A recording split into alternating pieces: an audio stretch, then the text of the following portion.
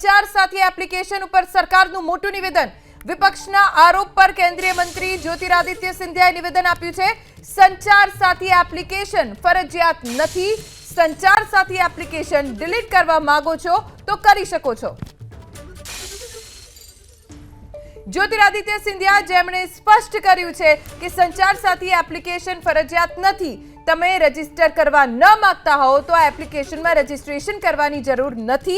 સંચાર સાથી application delete કરવા માંગો છો તો તમે ડિલીટ પણ કરી શકો છો। વિપક્ષે આ એપ્લિકેશનને મુદ્દો બનાવ્યો, જેને લઈને સરકારે સ્પષ્ટ કર્યું। अगर आप चाहते हो तो इसको आप एक्टिवेट करो, अगर आप नहीं चाहते तो इसे एक्टिवेट मत करो।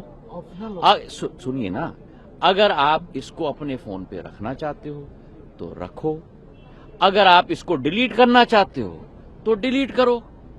जिस तरीके से उदाहरण के तौर पे आपके फोन पे जब आप फोन खरीदते हो तो उस पे कई ऐप्स आ जाती हैं, जैसे गूगल मैप्स भी आ जाता है। अब आपको गूगल मैप इस्तेमाल नहीं करना है तो आप डिलीट कर लो।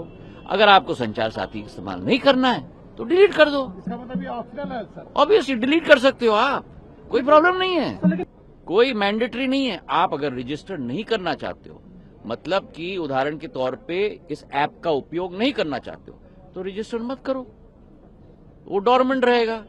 डिलीट करना है तो डिलीट कर लो। पर क्या हो, एक मिनट, पर हर व्यक्ति को देश में नहीं मालूम कि मुझे फ्रॉड से प्रोटेक्ट करने के लिए, मुझे चोरी से प्रोटेक्ट करने के लिए ये ऐप है, तो हर व्यक्ति तक ये ऐप पहुंचाना हमारी जिम्मेदारी है।